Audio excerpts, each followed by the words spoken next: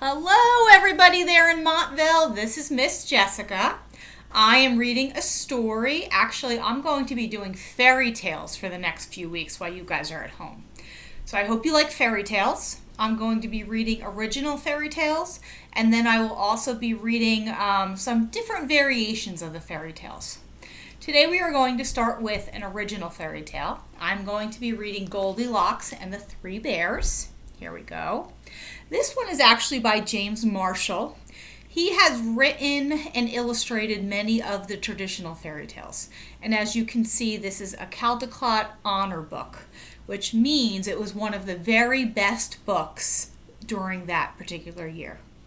So this is Goldilocks and the Three Bears, and stay tuned to the very end of the story because I'm going to give you a little project if you want to do it, and then you can upload a picture of it onto Facebook for me.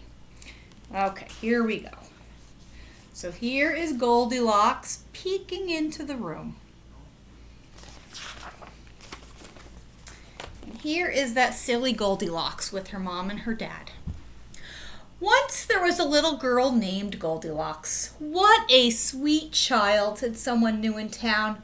That's what you think, said a neighbor. One morning, Goldilocks' mother sent her to buy muffins in the next village. You must promise not to take the shortcut through the forest, she said. I heard there's bears that live there. I promise, said Goldilocks, but to tell the truth, Goldilocks was one of those naughty little girls who do exactly as they please. Danger! Very risky! Not a good idea! Turn back! Go the other way! And that's the shortcut through the woods. Meanwhile, in a clearing deeper inside the forest, in a charming house all their own, there was a family of brown bears that was sitting down for breakfast. If you peek through the house, through the windows, there they are. We got Mama Bear, Papa Bear, and Baby Bear, all getting ready for breakfast. Patooey! Cried big old Papa Bear. This porridge is scalding. I've burned my tongue. I'm dying, cried Baby Bear.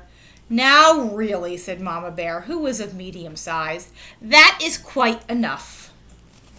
Here they are, spitting everything out, not happy. I know, said Papa Bear. Why don't we go for a spin while the porridge is cooling? Excellent, said Mama Bear. So they got on their rusty old bicycle and off they went. Tra-la-la-la-la! A few minutes later, Goldilocks arrived at the bear's house. She walked right in without even bothering knocking. On the dining room table was 3 inviting bowls of porridge. I don't mind if I do, said Goldilocks, helping herself to the biggest bowl. And if you've heard this story, you know what's going to happen. The porridge in the biggest bowl was much too hot. Patooey! Cried Goldilocks, and she spat it out.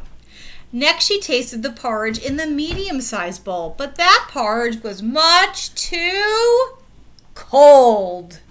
Then Goldilocks tasted the porridge in the little bowl, and it was just right. It wasn't too hot, and it wasn't too cold. In fact, she liked it so much that she gobbled it all up. And the little one, remember, that was Baby Bear's. Feeling full and satisfied, Goldilocks thought it would be great fun to have a look around. Right away, she noticed a lot of coarse, brown fur everywhere. Oh, said Goldilocks, I wonder if they have Kit Kats. In the parlor, there was 3 chairs. I don't mind if I do, said Goldilocks. But the big chair was too hard, and she just could not get comfortable. Look at that girl. Next, she sat in the medium-sized chair, but that chair was just too soft, and she thought she might never get out of it. Then Goldilocks sat in the little chair, and it was just right. It wasn't too hard, and it wasn't too soft. In fact, she liked it so much that she just rocked and rocked and rocked until the chair fell apart and broke into pieces.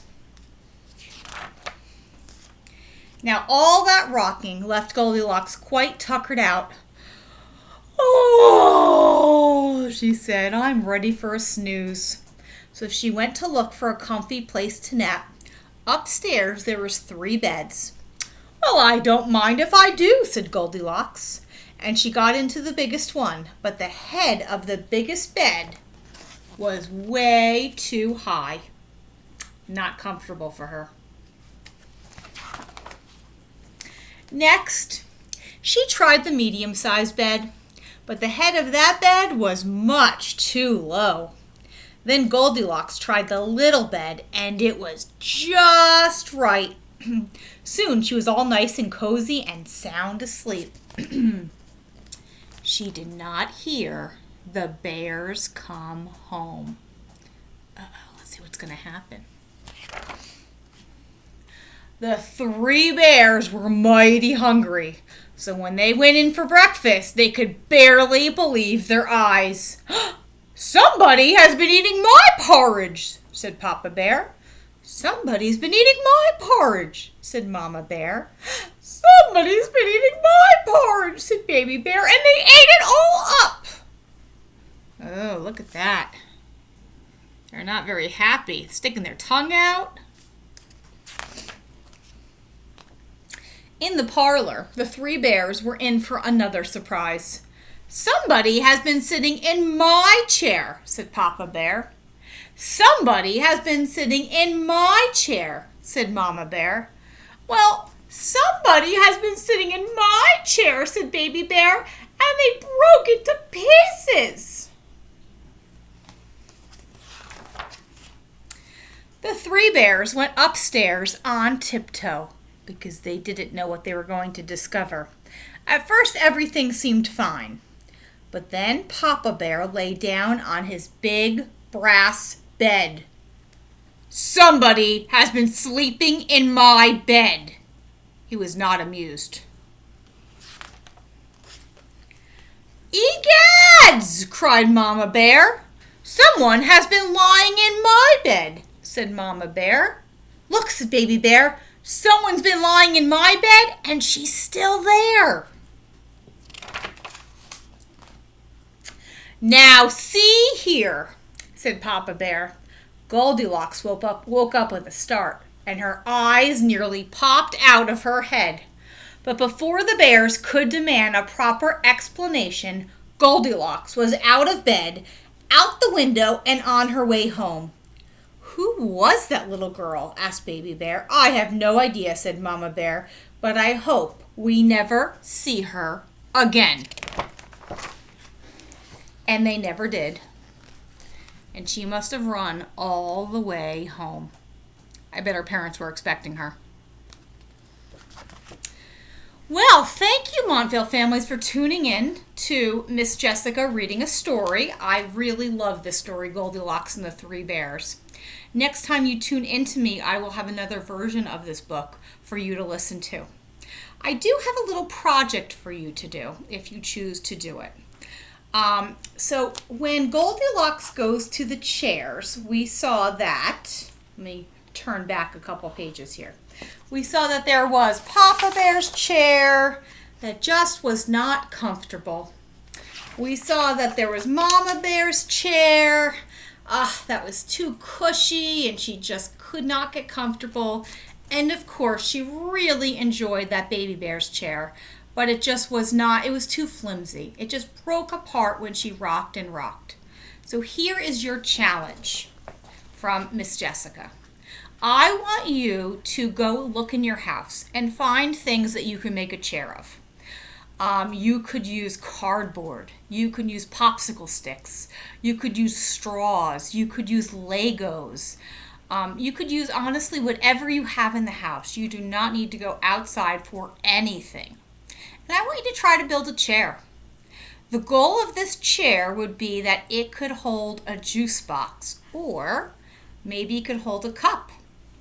Maybe it could hold one of your stuffed animals or a doll. And then below my video of this storytelling, I would love for you to comment with a picture of your chair. We would love to see all the residents showing us their Goldilocks chairs with maybe a stuffed animal in it or a drink box in it. I'd love to see those strong chairs that you're able to build out of materials that you have in your very own house. Anyway, that was very fun for our first time. I hope you tune in again to Miss Jessica's story time and all of our wonderful fairy tales that we will be doing while we are at home. Bye, everybody. I hope to see you again.